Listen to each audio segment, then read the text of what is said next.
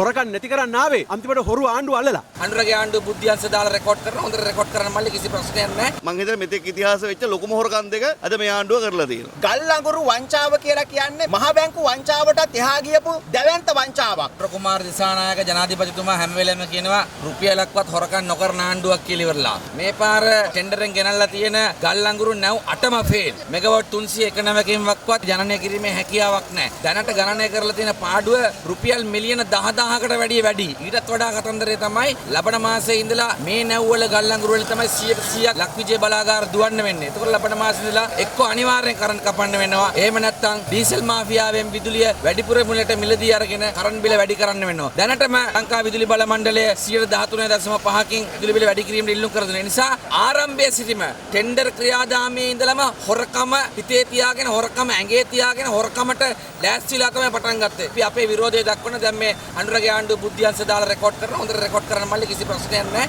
අනුරට ගිහිල්ලා කියන්නේ අපි තමයි මේ උද්ඝෝෂණය කරේ කියලා ඉවරලා. රටේ ආර්ථිකයේ 3/5ක් විතර හසුරවන දැවැන්ත මුදල් ප්‍රමාණයක් පරිහරණය කරන විදුලි බල අමාත්‍යාංශයේ මේ මහා ටෙන්ඩර් වගකීම බාර දුන්නේ මීට කලින් ටෙන්ඩර් හොරකම් කළා වරදකරු වෙච්ච මිනිහෙකුට. කවුද ඒක කළේ? හොරකමට විරුද්ධ අනුර කුමාර දිසානායක. හිටානිද්දට මිනිසුන්ට මේ බලාගාරේ නතර වුණොත් ඒකේ වගකීම දරන්න ඕන. අනුර මේ වෙලා තියෙන මහා පරිමාණ බිලියන ගානක පාඩුවට තාමත් දිගින් දිගට සිදුවන පාඩුවට වග කියන්න ඕනේ කුමාර ජයකොඩිත් අනුර කුමාර දිසානායකත් සමත්ත කැබිනට් මණ්ඩලයක්. හොරකම් නැති කරන්න ආවේ අන්තිමට හොරු ආණ්ඩුව අල්ලලා. මිලියන 2152ක පාඩුවක් නුරුච්චලයට වෙලා තියෙද්දි රුපියල් මිලියන 351යි දඩ විදිහට අය කරගන්නේ. එතකොට තුරු මිලියන 1800ක මුදල කාගේ සාක්කුවටද ගියේ? දැන් ලංකාවේ මිනිසුන්ට තීන්දුව කරන්න වෙලා තියෙනවා ලංකාවේ මෙතෙක් වෙච්ච ලොකුම හොරකම ගල් අඟුරු හොරකමද නැත්නම් කන්ටේනර් 323 හොරකමද කියන එක. මං හිතන්නේ මෙතෙක් ඉතිහාසෙ වෙච්ච ලොකුම හොරකම් දෙක අද මේ ආණ්ඩුව කරලා තියෙනවා. පහුගිය රජයන් 76 වසරක් හොරකම් කෙරුවා මේ රට වලපල්ලට අරගෙන ගියා කියන